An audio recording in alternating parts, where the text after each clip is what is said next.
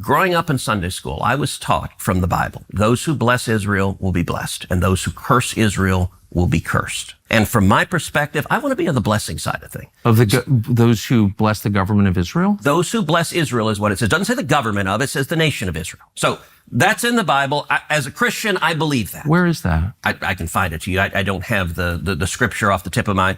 You pull out the phone and use the Google. It's in Genesis. So you're quoting a Bible phrase. You don't have context for it and you don't know where in the Bible it is, but that's like your theology? I'm confused. What does that even mean? Tucker. I'm a Christian. I want to know what you're talking about. Okay. Where does my support for Israel come from? Number one, because biblically we're commanded to support Israel. But number two, hold on. I'm not holding on. Hold on. You're a senator, and now you're throwing out theology, and I am a Christian, and I am allowed to weigh in on this. We are commanded as Christians to support the government of Israel? We are commanded to support Israel. And what does that mean, Israel? We're told those who bless Israel will be blessed. But what, hold on, define Israel. This is important. Are you kidding? This is a majority Christian country. Define Israel? Do you not know what Israel is? That would be the country you've asked like 49 questions about. So that's what Genesis, that's what God is talking about. The nation of Israel, yes. So is that the current borders, the current leadership? He's talking about the political entity called Israel? He's talking about the nation of Israel. Yeah, nations exist, and he's discussing a nation. A nation was the people of Israel. Is the nation They're the descendants God's of referring Abraham. to in Genesis, is that the same as the country run by Benjamin Netanyahu right now? We are the people of the Bible. Our name is on every page. Children of Israel, the children of Israel, the children of Israel. They came, we went, God said, God got angry, we made up, God promised, God gives us, God. Why do we need an excuse? Why do we need to apologize? Okay, so American politicians representing Christian Zionism and also Jewish religious figures representing Zionism and Judaism are making this claim that the modern-day Israeli Jews are the biological descendants of the 12 tribes of Israel, and that they are God's chosen people, they are God's favorites, and that God has promised them the Holy Land of Canaan or Palestine, and they are the only legitimate inheritors of the land according to their religious text, which they claim is the preservation of the Torah that was given to Moses at Mount Sinai about 1300 BC. Then, if we push this hypothesis to its absolute conclusion, then the Muslims and Christians, okay, should basically drop their distinct position and just accept that Jews are God's favorites, they are God's chosen, and everything the Israeli government does in Palestine would be justified. But that's obviously if that claim is true, okay? So what does it take for that claim to be true? This claim stands on two legs or two assumptions. So the first assumption is that the modern-day Israeli Jews are the biological descendants of the 12 tribes of Israel. They are biologically linked, okay? By DNA. So if we go do a DNA today for any of the Ashkenazi, Sephardi, Mizrahi ethnic groups that lives in Israel, or just a pro-Israeli claiming they are connected to these 12 tribes, we will find that the DNA lead us to those tribes that lived in that part of the world in the ancient times. That's the first assumption. So what is the second assumption? Second assumption is that the books where the pro-Israeli Christian Zionist Jews, whatever, they claim that this text by which they are given this privilege or this right, divine right, it is actually the preservation, okay, the actual preservation of the Torah. The Torah is something that is factual. All Muslims, Christians, Jews believe in the Torah. But that Torah, okay, is outside everyone's mind, is a reality. But then every person, every group, every religion, they have what they claim is the preservation of the Torah. Okay, so the Muslim position is that the actual Torah, we don't have any preservation for the actual Torah anymore. We don't have access to that. That's the Muslim position. Christians follow the Jewish position. The Jewish position claim that the Hebrew text is the actual literal word of God given to Moses at Mount Sinai, word by word. All right. So what we're going to do in this video, we're going to be unpacking these two assumptions or these two claims that together they have to stand, they have to both be true for that claim to be true. Okay, so let's do this.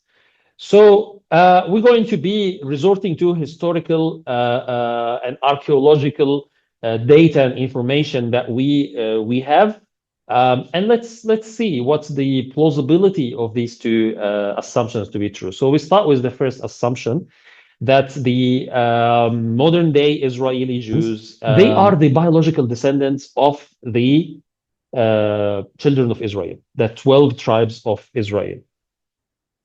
So to give a bit of like a religious / historical context, so who are the 12 tribes of Israel? They are the sons of Jacob. Jacob is a son. Jacob, basically, he is Israel. His name is Israel, and he is a son of Isaac. So Isaac is a son of Abraham through or via Sarah. And on the other hand, Abraham had another son, Ishmael or Ismail, via Hagar, and from that all the Arabs descended. So 13 to 1200 BCE, Moses left Egypt, took the Israeli or led the Israelis out of Egypt, which are events known as the Exodus. And then the revelation happened at Mount Sinai, which is something Muslims and Christians believe in. And then there was the 40 years of wilderness, was followed by Shaul and David and Solomon. The settlements, those tribes settled in the land of Canaan, nowadays Palestine, around between 1200 to 950 BCE, where they formed a united kingdom. Okay, in 950 BCE, it is believed that the year where Solomon built the first temple, and then in 930 BCE, Solomon died. The kingdom split into two parts. There was the northern part that had 10 tribes. And it was called Israel, and then the southern part had two tribes, Judah and Benjamin. All right. In 722, a very significant historical event took place. It's called the Assyrian captivity or the Assyrian conquest. So what happened is the Assyrians, a group of people, Semite people, okay, they conquered the land of Canaan and they wiped out the northern kingdom. All right, so all the 10 tribes were wiped out, and this is known in history as the lost tribes of Israel. Okay, only the southern kingdom survived, with Judah being the only surviving tribe out of this Assyrian captivity. Okay, about 100 years later, there was another king who consolidated power, and then followed by the Babylonian exile, led by this very famous historical figure, Nebuchadnezzar, or in Arabic, his name is Bukhtanasr. This Babylonian exile resulted in destruction of that first temple. So the Babylonians, they destroyed the first temple, and then what they did is that they exiled all the people of that tribe, the only surviving tribe, Judah. They exiled them to Babylon. Okay, so two major events was Assyrians first, and then the Babylonians. Okay. And then in 539, the Persian conquered. So that third nation that conquered the land. Okay, about 50 years after the Babylonians. So the Persian under Cyrus the Great, they conquered, and then they allowed some of the exiled Jews in Babylon to return back to the land of Canaan. Okay, so some of them returned, but the majority of them stayed in Babylon. They allowed them to rebuild the second temple. Okay, and the second temple was completed in almost 516 BCE. Okay, so far we have the Assyrians, the Babylonians, and also we have the Persians. Okay, in 322, the Greek, it was then the time and the turn of the Greek. So Alexander the Great conquered Judah. Okay, and the Judeans, they spread across the Mediterranean. As we said, especially with Egypt and Asia Minor and Greece. And after that, in 150 BCE, that's the time when those Jewish sects, religious sects, started rising in they call it the Hellenistic era. So the Greek were there. There was many different groups from the Jews. Most famously is the Pharisees, and the Pharisees are the one that's going to be denying Jesus and trying to kill him. 63 BCE, Judah passes from the Greek to the Roman control, and the Romans annex Judea or Judah. And then, obviously, very, very important event was the birth of Jesus, which marks, like this calendar was BCE and CE. 6 years after Jesus, Judah became officially a Roman Empire. So now we have Assyrians, Babylonians, Persians, Greek, and now the Romans. Okay, five different civilizations, 5 different nations, taking turn on controlling the land and taking turn on dominating politically, economically, religiously, all sorts of aspects. They become in control of that land, and the surviving tribe of the Israelis becomes under that control. Okay. There's some events that happened along the way with intersection with some textual development, but let's focus on the kind of the ethnic evolution. So 70 CE, very significant event took place, which is the destruction of the Second Temple. All right. So the Romans destroyed the Second Temple. Okay. And for almost 60 years after that, the Jews were trying to have a comeback, the remaining Jews that remained in the land of Canaan. Okay, obviously not the majority. The majority were either exiled into Babylon or they dispersed during the Greek conquest under the Alexander the Great. So, but the ones who remained, they kind of tried to resist. Okay, so there was a tension between the Jews and the Roman Empire. They both allied against Jesus, but they were not in harmony or in agreement, because obviously the Jews are people of the book. They have scriptures. They are monotheistic. On the other hand, these Greek and Roman civilizations or empires, they were like pagans. They were worshiping idols and etc. etc. So there was no religious agreement there, and there was always a some sort of a tension that was happening. By the year 132, the Jews tried to revolt against the Romans. Okay, and it's something called the Bar Kokhba Revolt, or the revolution. But that revolution failed and got crushed by the Roman emperor. And then the Jews were banned from entering Jerusalem at that point. All right, and that actually will stay the case until the Muslims conquered Palestine, or the land of Canaan, hundreds and hundreds, like centuries later. That was the time when the Jews were allowed to re-enter under the Islamic rule. But let's focus. So with that happening, with this failing revolution, then again the Jews start scattering around across the empire, the Roman Empire, and that was the end of the temple-centric Judaism. So there's no more temple, and then that was a time for the rising of the diaspora communities. So the Jews started, as we said, dispersing in regions like in Italy, Rome, in Egypt, in Carthage, Tunisia, in Asia Minor again. And then 722, the Assyrians. So that's the first conquest. Then the Babylonians, then the Persians, then the Greeks, then the Romans. Okay, until the 2nd century, and then from the 2nd century, it was the other Jewish diaspora, where they started scattering around the Roman Empire, and they never years and years and years where it's all conquest and dispersion. So you have 10 of the 12 tribes vanishing, only the Judean tribe surviving. Okay, 5 empires took turn on conquering the land. Okay, eventually banned from entering the land. So what the conquering nations do to the conquered land, to the people or population who lives in the conquered land, what do they do to them? Do they give them power? Do they give them choice? Do they give them the ability to keep their lineage purity? Obviously not. Obviously, what happens with the defeated nation or with the conquered nation is that they are persecuted, they are enslaved, women are raped, they are impregnated. So there is no plausible way that the nation, subjected to all these sort of conquests and exiles, to keep their lineage purity. That is something beyond comprehension. So just shedding light on these 2 diasporas, there's the one early diaspora that happened during the time of Alexander the Great, when he conquered Judah, and they spread across the Mediterranean, and this map shows an approximation of that diaspora. And then there was the expansion of the diaspora that happened from after the failed revolution, okay, when they banned and they exiled from the land of Canaan, 2nd century. We're talking about 135, like the late second century, all the way until 6th century. They started moving and start relocating and intermingling and mixing with people from different regions across the Mediterranean or across the Roman Empire. And that gave rise, as we said, to those sub-identities, ethnic sub-identities. So the Ashkenazi Jews settled in Central Eastern Europe, nowadays Germany and Poland. The other Sephardi Jews, they were mostly around Spain and Portugal, South Europe, and later on they moved across the Mediterranean to North Africa. Then the Mizrahi Jews, which is the Jews of the Middle East and North Africa as well, especially Iraq, Iran, and like Persia and this region. And then there's also another group, which is the Ethiopian Jewish community.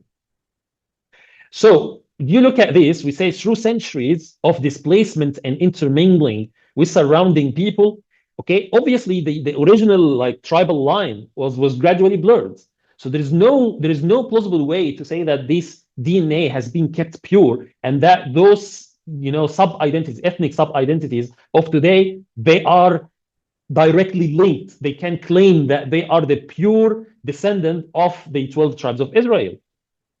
So the claim that Netanyahu, a Polish Ashkenazi Jew, or Yitzhak Navon, one of the Israeli presidents who is from a Turkish and Moroccan heritage, or Itmar Ben Gfir, who is an Iraqi Kurdish Mizrahi, there's no way that these people are the biological descendants and they directly link it to Jacob. After 5 conquests and 2 diasporas, there is no way that someone can make a plausible argument about this. So what is a Semitic? What are the Semitic people? So the Semitic people, or the Semites, are, according to the dictionary, according to Wikipedia, they are ethnic groups, okay, or racial groups associated with people of the Middle East, okay? So that includes what? Includes the Assyrians, the Babylonians, the Arameans, the Canaanites, the Habasha people. All these people belong to the Semites, to the Semite groups, okay? However, the terminology, okay, is now largely unused outside the grouping of the Semitic languages. So now, more plausibly, this terminology fits into a linguistic term more than it's a racial and ethnic term, because of the fact that we said all these thousands of years of intermingling and mixing, and people dislocated or relocated and forced to move into other communities or societies, and the intermarriages and everything. It is no longer possible to track that, okay, that those people are Semite and those people are not Semite. So what the Borlug came to agree on is this Semitic, the idea of Semitism. It's more describing languages than it's describing races or ethnic groups, okay? And then the scientific validity of that term as a racial category becomes obsolete, okay? You can't make that argument anymore. It is now Semitism is describing languages, is not describing races, okay? So in short, an Ashkenazi or a Sephardi or a Mizrahi, or even an Arab, an Arab who has possibly his DNA is a mix of a Arab plus maybe a Turkish plus maybe a Levantian plus African plus Asian. All this you can't you can't make that claim that you are from the Semitic or the Semite race, and you can claim that you have this exclusive attribution to that particular race. It is no longer the case. Nobody can make that argument anymore. So Semitism doesn't equal Jewish people. If actually Semitism would mean anything, it would mean that big umbrella that includes Assyrians, Babylonians, Arabs, Arameans, Canaanites, and Habasha people, because those are, according to the dictionary, those are the Semite ethnic groups. If we can actually identify them and separate them, okay, those would be, so anti-Semitism in this case would be anti those people, okay? So are the Ashkenazi, Sephardi, Mizrahi Jews of today, the pro-Israeli Jews, or even non-pro-Israeli Jews of today, are they the only ones who make that claim that they have the direct biological link to the tribes of Jacob or Israel? The answer is no. Actually, there are other groups that make that claim that they descend from the lost tribes, the 10 lost tribes. So this is all claims that have been made. So there's the Samaritans, there's the Kurdish Jews, there is the Pashtuns and the Afghanis, the Pashtuns of Afghanistan and Pakistan. There is the Assyrian Jews. There is actually claims also from India, okay, from Kashmir Jews. There is claims from the Beta Israel of Ethiopia, even Nigeria. There is a group called the Black Hebrew Israelis that they make that claim as well. There is even people from Papua New Guinea, which is a country in Oceania or near Australia and New Zealand. Even there are some fringe theories, that there's some people make these connections that the Japanese might be connected to those lost tribes, the native Maori, which is the native people of New Zealand, Native Americans, which we will come to. This is another very famous theory about the lost tribes of Israel. There is the Finns and Estonians, there is the Germans, there is the English. So pretty much like everyone has been linked somehow to the lost tribes of Israel. But there is very interesting one here, claim about the Native Americans of North America, or in the Red Indians, as they were labeled.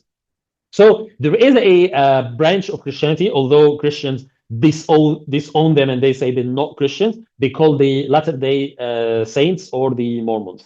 So what they claim there, according to the Mormons, that around 600 BCE, before the Babylonian exile of that one remaining tribe of Judea, the two families of the Israelites, okay, they called the Nephites and the Lamanites.